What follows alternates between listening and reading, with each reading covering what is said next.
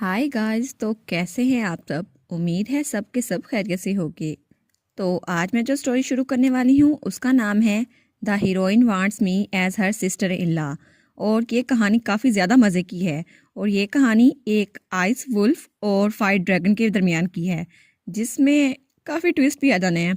तो कहानी शुरू करते हैं। हमें एक छोटी सी बच्ची दिखाई जाती है जिसके कान वुल्फ जैसे थे, और वो हमें बताती है मैं एक आइस सोर्सरर जो कि मेरे डैड हैं और मेरी मॉम जो कि ह्यूमन वुल्फ हाइब्रिड है उनकी बेटी हूँ। और तब उसके हाथ में एक जड़ी बूटी लगती है। वो बहुत ज़्यादा खुश होते हुए कहती है आज मैं कितनी ज़्यादा लकी हूँ, ये मेडिसिन तो मॉम के लिए बहुत ज़्यादा अच्छी रहेगी ना, मैं इन्हें मॉम को दूंगी। और वो हमें बताती है कि इसी तरह मेडिसिनल हर्ब को बेचकर हम लोग पैसे कमाते हैं और इन स्नोई फील्ड में ये बहुत ज़्यादा बिकती हैं। लेकिन तभी उसे पीछे से किसी की आवाज़ आती है। तो इसका मतलब था कि गुर्बत कभी भी कोई मसला नहीं था। और जब वो वहां पर देखती है तो वहां पर कुछ लड़के उस पर हंस रहे थे। तो तभी उनमें से एक लड़के की नज़र हमारी हीरोइन पर पड़ती है। तो वो कहता है क्या? वो देखो वो वहां पर खड़ी है। और सब लोग उसकी तरफ देखते हैं। तो सब लोग उसकी तरफ देखकर हंस रहे थे। तो एक उसकी तरफ इशारा करके कहता है हे वहां पर देखो फिर से वही लड़की, वो फिर से घास जमा कर रही है। तो हमारी हीरोइन तो उनको देखकर कांपने लग जाती है। वो सोचती है आखिर ये लोग दोबारा यहाँ पर क्यों आ गए। और वो उसका मजाक उड़ाते हुए कह रहे थे देखो सही, ये दोबारा घास जमा करने आ गई। आखिर ये वेजिटेरियन है या कुछ और है? और इसने तो अपने कान भी नहीं छुपाए। ये असल में कोई हाइब्रिड है भी या नहीं? तो हमारी हीरोइन तब हमें बताती है कि असल में मुझे प्योर ब्लड के वुल्स बहुत ज़्यादा परेशान करते हैं। वो मेरी तरफ बहुत ज़्यादा वायलेंस करते हैं। और तभी उनमें से एक पत्थर हमारी हीरोइन की तरफ फेंकता है और वो पत्थर उसके सर पे जाके लगता है। तो तब हमारी हीरोइन वो नीचे गिरती है और उसके सर से खून निकल रहा था। तो वो उसको चिढ़ाते हुए कहते हैं तुम तो हाइब्रिड हो, तुम तो अपने कान में नहीं छुपा पा रही, तुम्हें तो यहाँ जिंदा रहने का भी कोई हक नहीं है। और देखो सही, तुम तो मिक्स्ड रेस हो और तुम्हारे पास तो आइस विंड की भी पावर नहीं है। तुम यहाँ पे क्यों आ गई हो? तो हमारी हीरोइन सोचती है क्या ये गलत है कि मेरा ब्लड वो मिक्स्ड है, ह्यूमन और वुल्फ का मिक्स। तो तभी उनमें से एक वहां पर आता कहता है हाफ ब्लड, तुम मेरी बात का जवाब क्यों नहीं दे रही? तो हमारी हीरोइन वो सोचती है नहीं ये गलत नहीं है, लेकिन ये लोग मुझे गलत साबित करके रहेंगे। तब वो उसकी जड़ी बूटियों पे पाँव रखता है। तो हमारी हीरोइन कहती है नहीं नहीं, ये नहीं हो सकता, ये मेडिसिनल हर्ब है, मैं इसको मॉम को देने वाली थी, ये इसको बर्बाद नहीं कर सकता। तो तब वो मुस्कुराते हुए उसकी तरफ हाथ बढ़ाते हुए कहता है क्यों, क्या हुआ, क्या तुम डर गई? और तुम इतनी ज्यादा डर गई हो कि तुम अपने घुटनों पर आ गई हो? तो हमारी हीरोइन वो अपने हाथ पीछे करती है और तभी उसके हाथ से कुछ निकलता है और उस लड़के के मुंह पे लगता है और उसके मुंह पे थोड़ा सा स्क्रैच लग जाता है। वो कहता है क्या ये तुमने किया? और तभी हमारी हीरोइन के हाथ में एक आइस क्रिस्टल था। तो वो कहती है क्या क्या ये आइस मैजिक है? तो तभी वो लड़का कहता है तुम्हारा दिमाग तो ठिकाने पर है कि नहीं? तुमने मेरे साथ ये किया एक प्योर ब्लड के साथ, मैं तुम्हें जिंदा नहीं छोड़ूंगा। और वो तो बड़ा गुस्से में आया हुआ था। तो हमारी हीरोइन बहुत ज्यादा डर गई थी। और तब वो अपना आइस क्रिस्टल सामने करते हुए कहती है प्लीज तुम मेरे करीब मत आना, अगर तुम यहाँ पर आए तो मैं इस आइस के साथ तुम्हें छोड़ूंगी नहीं। तो तब वो लड़का बड़ी क्रीपी सी स्माइल देता है और वो हंसते हुए अपने दोस्त से कहता है तुमने सुना ये कर क्या रही है? ये मुझे इस बर्फ के टुकड़े से मारेगी, आखिर ये ऐसे कैसे कर सकती है? और इसे लगता है ये इस स्टूपिड आइस सोर्सरी से, जबकि ये नॉर्दर्न लैंड में हर किसी के पास है, ये मुझे मार सकती है। मुझे पता है ये हाफ ब्लड है, फिर भी ये बिल्कुल बेवकूफ है। और तब वो हमारी हीरोइन को धक्का देते हुए कहता है तुम्हें अपनी जगह पहचान लेनी चाहिए या फिर मैं तुम्हें एक और सबक सिखाऊं। तो हमारी हीरोइन का सर एक दरख्त से टकराता है और उसे बहुत ज्यादा चोट लगती है। लेकिन तभी उसे किसी की मेमोरी याद आती है। वो सोचती है इस वक्त मुझे एक लड़की की मेमोरी क्यों याद आ रही है? और तब उसे एक लड़की दिखाई देती है जो कि एक मॉडर्न वुमेन थी। तो वो सोचती है क्या ये कौन है, क्या ये मैं हूँ? और वो लड़की मुस्कुराते हुए वहां से जा रही थी, उसके हाथ में एक बुक पकड़ी थी और उस बुक का नाम था लिटिल रेड राइडिंग हुड।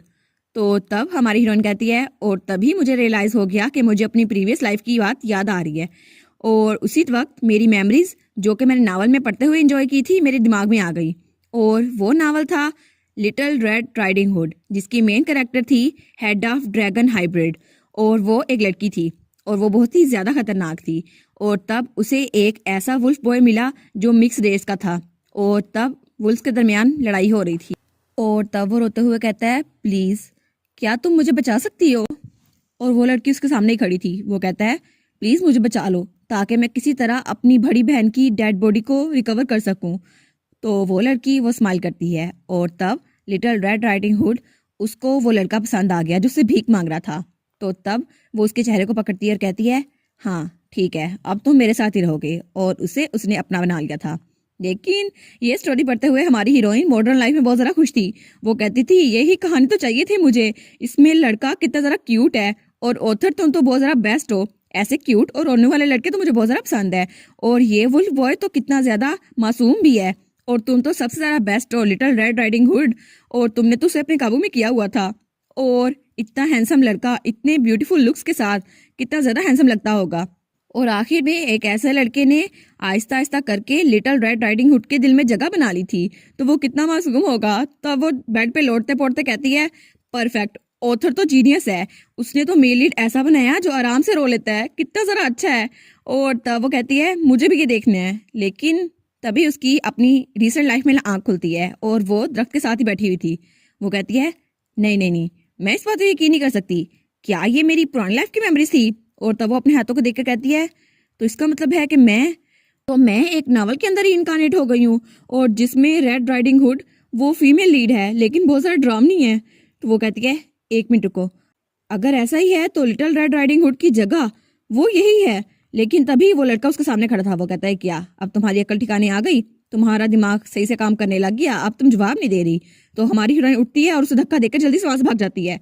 तो वो पीछे गिरता है, तो उसके साथी उसके साथ आते हैं। तो वो कहता है क्या, ये तो बिल्कुल पागलपन है। तो हमारी हीरोइन वहां से भाग रही थी। वो कहती है डैम इट, तुम क्रेजी ऑथर, तुमने मुझे ऐसा क्यों किया, मैं यहाँ पर क्यों आई। तो पीछे से वही लड़के उसके पीछे भाग रहे थे। वो कहते हैं ओए तुम वहां पर रुक जाओ, इससे पहले कि मैं तुम्हें पकड़ लूं। तो हमारी हीरोइन कहती है मुझे इसको खुद देखना होगा, मुझे देखना होगा वो जगह वही है जहां मैं रह रही हूँ। और तब वो अपने घर की तरफ बढ़ती है, और तब हमें एक छोटा सा घर दिखाया जाता है जहां पर एक औरत बैठी हुई थी। और वो कहती है मुझे लगता है तुम्हें थोड़ा सा और इंतजार करना होगा, इससे पहले कि तुम्हारी बड़ी बहन वापस आ जाए, वरना हमें गर्म खाना नहीं मिलेगा। और तब हमारी हीरोइन कहती है मैंने कभी गैस नहीं किया था कि जो मेल लीड होगा उस नावल का वो अभी थोड़ी देर बाद पैदा होने वाला मेरा छोटा भाई होगा, जियोन, है ना। आखिर मेरा unborn little brother male lead कैसे हो सकता है। और तब वो हमें बताती है जो कि मेन नावल था लिटिल रेड राइडिंग हुड, उसमें इंसान और हाफ ब्लड्स को एग्जिस्ट करते हैं, और वुल्फ और ड्रैगन उनके हाफ ब्लड्स तो आपस में बहुत ज़्यादा नफरत करते हैं, क्योंकि उनमें बहुत ही ज़्यादा नफरत थी। इसकी सिर्फ एक ही वजह थी कि ड्रैगन्स के रूलर का दिल एक वुल्फ ने चुराया था, और उसके बाद रूलर ऑफ ड्रैगन जिसका एक दिल चुरा लिया गया था, उसके पास सिर्फ एक ही दिल था जो अपने मेट को दे सकता था। और ऐसा कहा जाता है कि वो दिल उसके लिए नफरत और गुस्से का कारण बनेगा।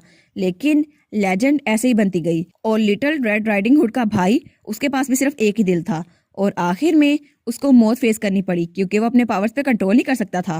और सिर्फ उसकी डेथ के बाद ही उसकी बहन यानी कि लिटिल रेड राइडिंग हुड वो विलन बन गई। लेकिन वो तो मेन कैरेक्टर भी थी क्योंकि उसने हीरो को अपने काबू में कर लिया था, लेकिन वो बहुत ज़्यादा ड्रामनी थी। और नावल में जब हीरो ने उससे भीख मांगी थी कि मुझे बचा लो, तो वो बहुत ज़्यादा खुश हो गई थी। तो हमारी हीरोइन सोचती है लेकिन मैं ये कैसे भूल सकती हूँ, उसकी जो बहन वहां पे मर गई थी वो मैं थी, आखिर मुझे लिटिल रेड राइडिंग हुड ने ही तो मारा था।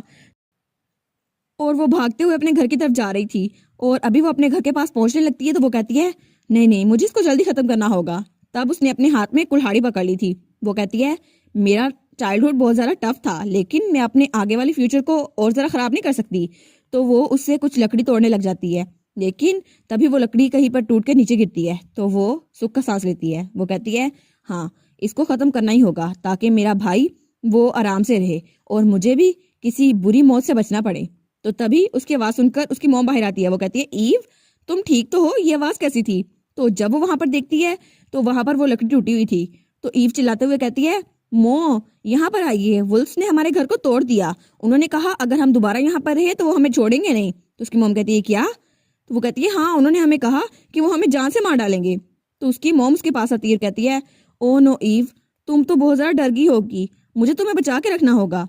तो हमारी उन्होंने सोचती है हाँ, मुझे इस जगह को छोड़ना ही होगा ताकि मैं मेन कैरेक्टर से दूर रह सकूं, और इसे करने के लिए मुझे अपनी मॉम के साथ भी अलग रहना पड़ेगा ताकि मेरा भाई भी आराम से इस दुनिया में आ सके।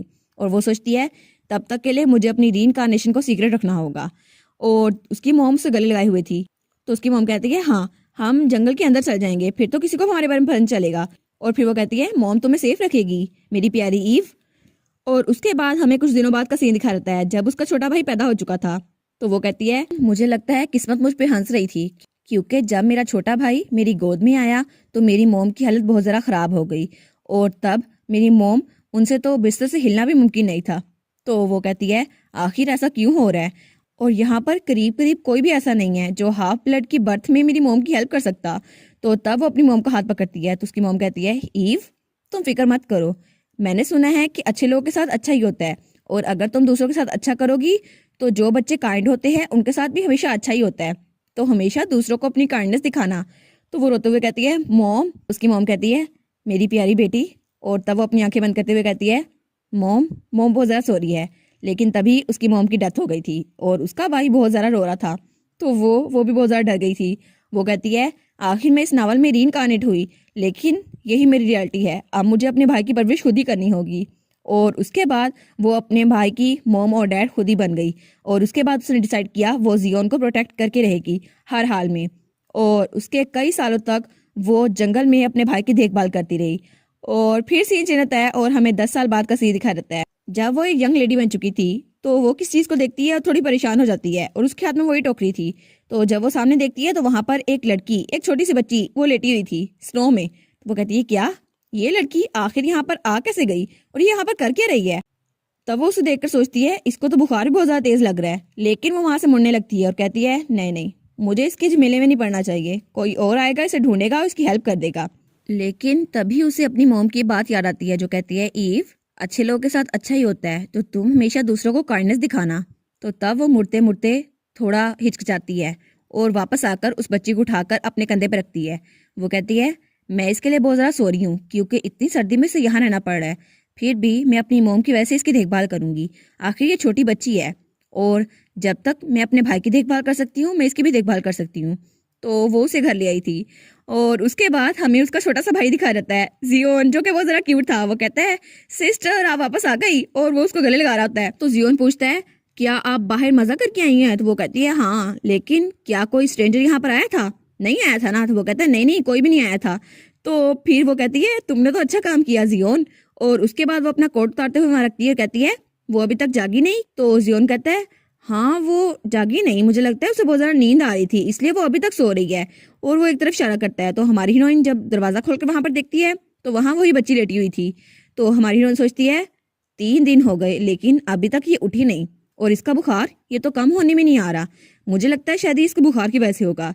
तो वो कहती है जियोन क्या तुम जाकर पानी और कपड़ा ला सकते हो, मैं देखती हूँ शायद इसका बुखार कम हो जाए। तो जियोन कहता है हाँ हाँ मैं ये करता हूँ। और उसके बाद वो उस बच्ची के पास आ गई थी। वो सोचती है मैं कई दिनों से इसकी इसी तरह देखभाल कर रही हूँ लेकिन मैं कुछ और कर भी नहीं सकती सिवाय हर्ब्स के और ऐसे उसकी पट्टी बदलने के, लेकिन मैं उसको हॉस्पिटल में नहीं लेके जा सकती, यहाँ पर तो कोई हॉस्पिटल है ही नहीं, पर अब मैं क्या करूँ। तब वो उस बच्ची के पास बैठ जाती है और वो सोचती है क्या मैंने कुछ अननेसेसरी तो नहीं कर दिया, क्या मुझे ये करना चाहिए था या फिर नहीं, लेकिन उसको वहां पर छोड़ देना भी बहुत ज़्यादा डेंजरस था।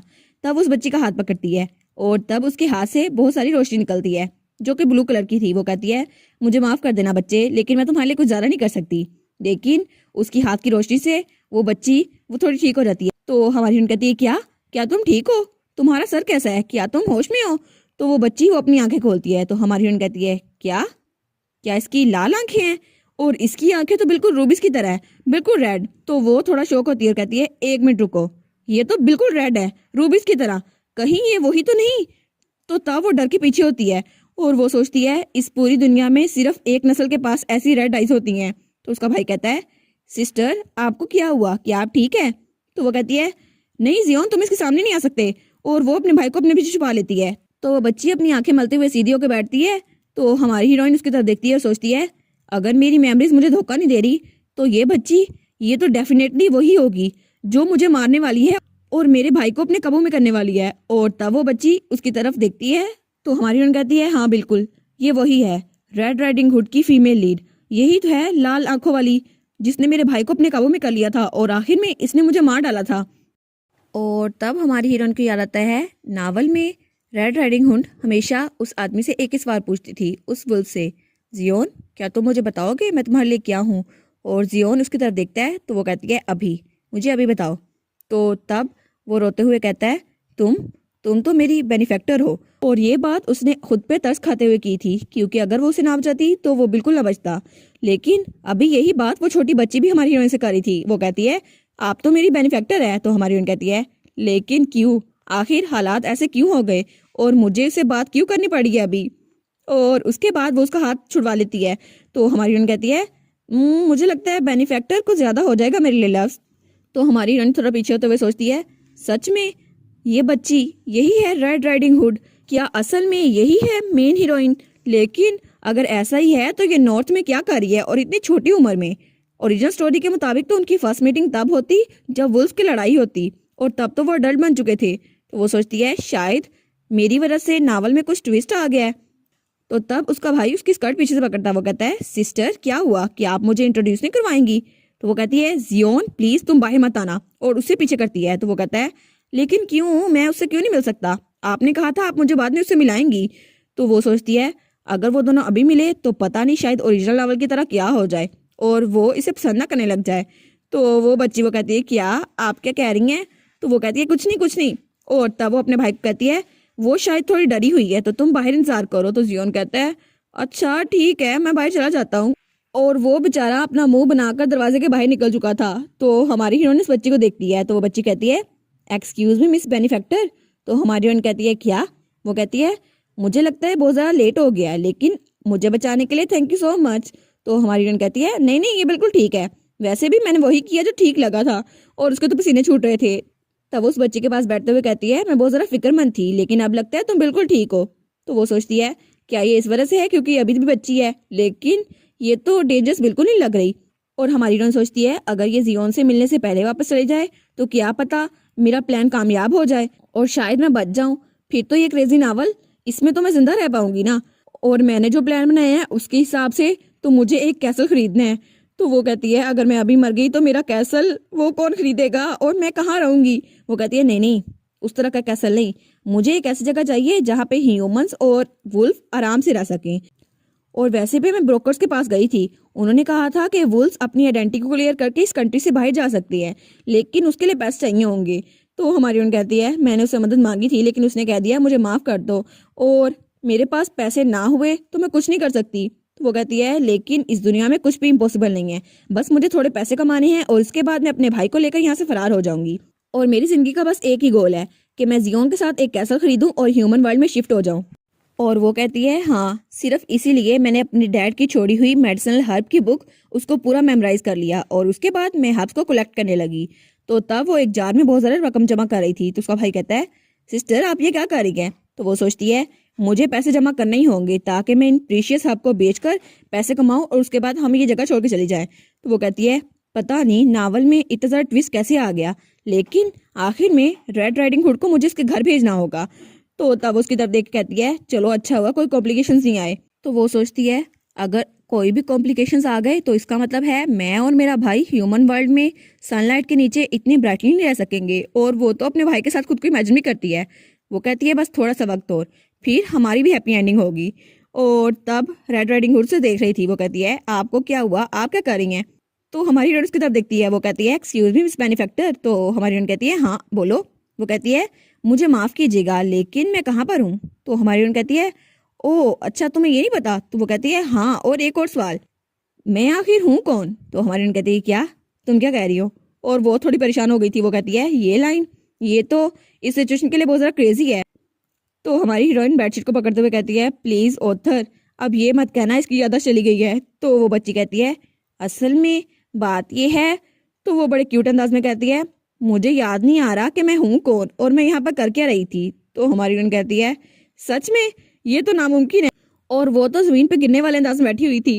तो वो कहती है ये क्रेजी ऑथर आखिर इसे एमनीजिया होना ही क्यों था, इसको अपने बारे में क्यों नहीं याद। तो वो कहती है सच में तुम्हें कुछ नहीं याद, तुम्हें इस बारे में भी नहीं याद तुम यहाँ पर क्या करने आई थी। वो कहती है हाँ मुझे थोड़ा सा तो याद है कि मुझे बहुत ज़्यादा गर्मी लग रही थी। तो हमारी हीरोइन कहती है ओहो इसको बस यही याद है इसे बुखार था, इसके बाद जब ये बेहोश हो गई तब के पहले का इसको क्यों नहीं याद, और आखिर में मैं इसको इसके घर में कैसे पहुंचाऊंगी। तो वो कहती है जो नावल में इन्फॉर्मेशन मिली थी तो उसके हिसाब से तो इसका नाम रेचल है। तो वो कहती है अगर मैंने इसे बता दिया तुम्हारा नाम रेचल है और तुम ड्रैगन वॉरियर हो जो कि फायर को हैंडल कर सकती हो, तब तब क्या होगा। और तब मैं इसे बताऊंगी कि तुम्हारा भाई वो साउथ का रूलर है और तुम्हें घर वापस जाना होगा तो वो तो चेयर करेगी। तो वो कहती है नहीं नहीं ऐसा तो नहीं होगा, मैं डेफिनेटली ऐसा नहीं कह सकती। तो फिर हमारी हीरोइन सोचती है आखिर मैं इसको वहाँ कैसे लेके जाऊँ, मैं इसको कैसे बताऊँ। और वैसे भी वुल्फ्स का ड्रैगन की लैंड पर कदम भी रखना सुसाइड के बराबर है। आखिर मैं इसको इसके घर कैसे पहुंचाऊंगी? तो वो बच्ची कहती है, आखिर आप क्या सोच रही हैं, मुझे भी बताएं। तो फिर वो थोड़ी शर्मिंदा होते हुए कहती है, मुझे माफ़ कीजिएगा मिस बेनिफैक्टर, लेकिन मैं आपका कर्जा वापस नहीं कर सकती। आपने मुझ पर जो एहसान किया, मैं इस हालत में आपका एहसान नहीं चुका सकती। तो हमारी कहती है, नहीं नहीं, कोई मसला नहीं है, मैं तुमसे कोई एहसान नहीं चाहती। तो वो सोचती है, अपने घर चले जाओ, मुझ पर बहुत बड़ा एहसान होगा। लेकिन वो बच्ची कहती है, नहीं नहीं, मैं सच में चाहती हूँ मैं आपका एहसान वापस करूँ। तो हमारी कहती है, क्या? तो वो कहती है, प्लीज़ अगर आप माइंड ना करें तो मैं कुछ दिनों के लिए आपके घर रह सकती हूँ, जब तक मेरी मेमोरीज नहीं वापस आ जाती। तो हमारी कहती है, क्या? नहीं नहीं नहीं, मैं इस बात को सुन सकती हूँ, लेकिन आखिर ये ऐसा कह क्यों रही है? तो वो सोचती है, अगर ऐसा ही हुआ तो इसका मतलब है मेरे प्लान्स वो तो दूर दूर और दूर होते जाएंगे, और वो तो अपनी इमेजिनेशन से बहुत ज़्यादा नीचे गिरी हुई थी। वो कहती है, अब आखिर मैं ऊपर कैसे उठूंगी और अपने भाई के साथ हैप्पी एंडिंग कैसे गुजारूंगी जब ये बच्ची मेरे साथ रहेगी? तो और अब अचानक ये विलन बन गई और इसने मुझे मरवा डाला, तो मेरा क्या होगा? और इसी के साथ ये वाला पार्ट यहाँ पर ख़त्म। तो आप लोग बताइएगा आपको ये पार्ट कैसा लगा। प्लीज़ लाइक करिएगा, कमेंट करिएगा और शेयर करिएगा। और जो न्यू व्यूवर्स हैं काइंडली वो चैनल को सब्सक्राइब कर दें। और पिछली वीडियोस का लिंक आपकी स्क्रीन पर नज़र आ रहा होगा, तो काइंडली उनको भी चेकआउट कर लें। Thank you so much.